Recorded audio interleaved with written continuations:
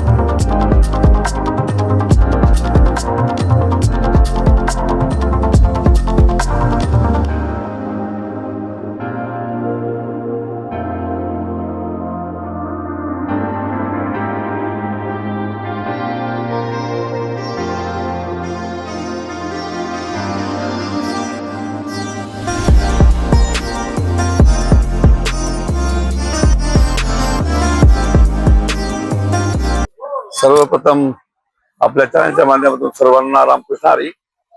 आपण जर पाहिलं असेल तर संत श्रेष्ठ तुकाराम महाराज सामाजिक संस्थेच्या मार्फत आयोजित या ठिकाणी गेली 15 वर्ष अखंड हरिनाम सप्ताह व ज्ञानेश्वर पारायण सोहळा व कीर्तन महोत्सव असा कार्यक्रम आम्ही करीत असतो या जुईनगरमध्ये। आणि हे जुईनगरमध्ये कार्यक्रम करीत असताना हा धार्मिक कार्यक्रम आहे।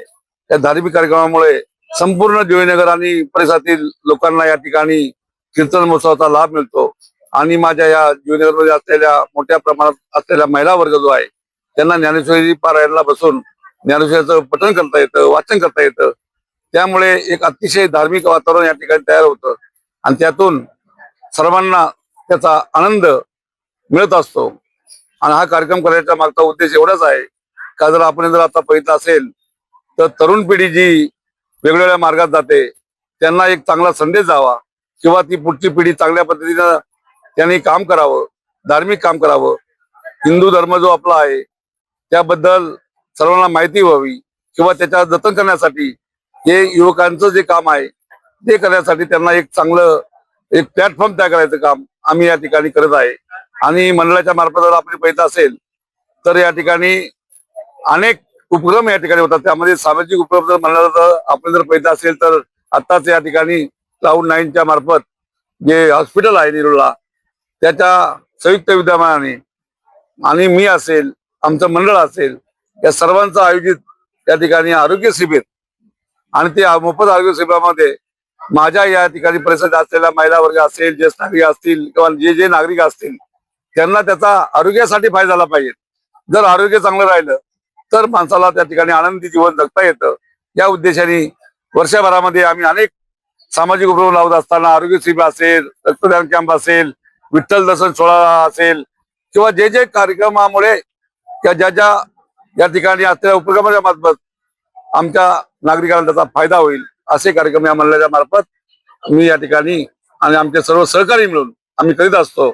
आणि याच्यामध्ये जर आपल्याला पाहिजे असेल तर आवटी मॅडम या ठिकाणी आज आपली जर पाहिजे असेल तर त्यांच्या माध्यमातून अनेक महिला या ठिकाणी येत असतात आणि त्या महिला आल्यानंतर या ठिकाणी त्यांना धार्मिक कार्यक्रमाचा आनंद मिळत असताना वेगवेगळ्या महानगरपालिकेच्या योजना असतील किंवा आमच्या पर्सनल योजना असतील त्याचा फायदा जनतेला व्हावा.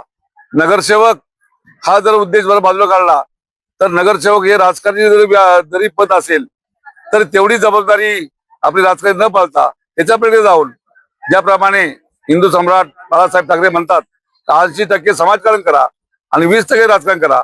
तर इथं तुम्हाला मी नक्की सांगतो, माझी जनताही सांगेल, या ठिकाणी 90% च्या वरती आम्ही समाजकारण करतो, धार्मिक कार्यक्रम करतो आणि त्याची काळाची गरज आहे. आणि 10% राजकारणाच्या वेळेस राजकारण केलं जातो.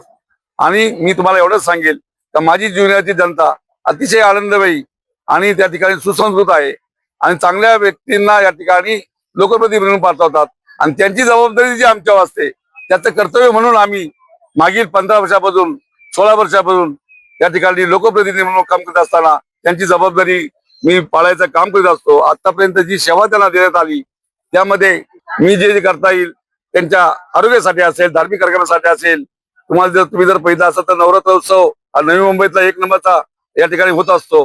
त्यातूनही महिलांना आणि सर्व कुटुंबाला आनंद मिळतो.